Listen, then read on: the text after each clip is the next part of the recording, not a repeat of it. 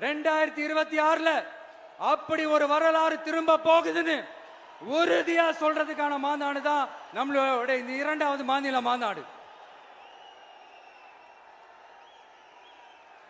விக்கிரவாண்டி வீசாலையில் நம்மளுடைய ஃபர்ஸ்ட் மாநாடு நடத்தணும், வெற்றி கொள்கை திருவிழா.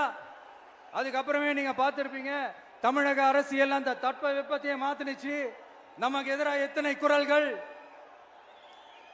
ஆனா உங்களுக்கு தான் நம்மளை பத்தி நல்லா தெரியுமே, எந்த குரலையும் காதலையே போட்டுக்காம மக்களோட குரலை மட்டுமே கேட்டுக்கிட்டு நமக்கு எதிராக வர அத்தனை கூக்குரல்களையும் சின்னதா ஒரு சிரிப்போடவே கடந்து வந்திருக்கிறோம். அது இல்லாம நம்ம மாநாட்டில் ஒலிக்கிற இந்த குரல் இந்த ஒற்றை தமிழ் மகனோட குரல் மட்டுமல்ல, ஒட்டுமொத்த தமிழ்நாட்டு மக்களுடைய குரல். தமிழ்நாட்டில் இருக்கிற ஒவ்வொரு வீட்டில இருந்தும் ஒலிக்கிற குரல், ஒட்டுமொத்த உலகெங்கும் வாழும் ஒவ்வொரு தமிழ் வீட்டிலிருந்தும் எழும் குரல்.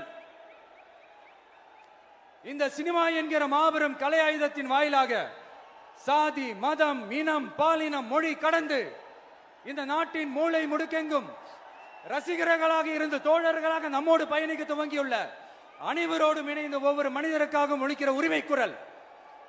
மாநில உரிமைக்காக, பெண் உரிமைக்காக, சமூக நீதிக்காக, சமநீதிக்காக, மதச்சார்பின்மைக்காக உண்மையா ஒலிக்கிற குரல். அதனால் இந்த குரலுக்கு எதிராக இன்னும் இன்னும் எத்தனை குரல்கள் வந்தாலும் ஓங்கி ஒலிக்குமே தவிர ஒரு நாளும் ஓயவே ஓயாது. Yes, it is an unstoppable voice, an unstoppable force.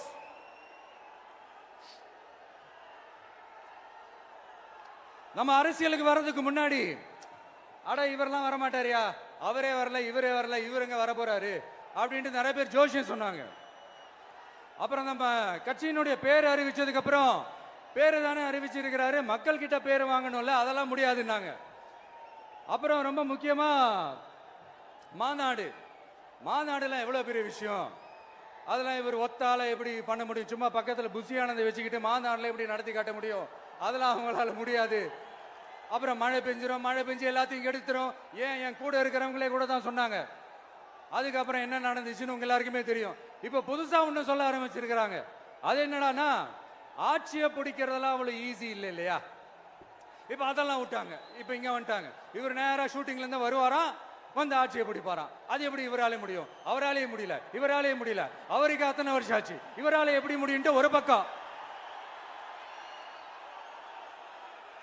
இன்னொரு பக்கம் கூட்டம் எல்லாம் ஓகே தான், அது எப்படி ஓட்ட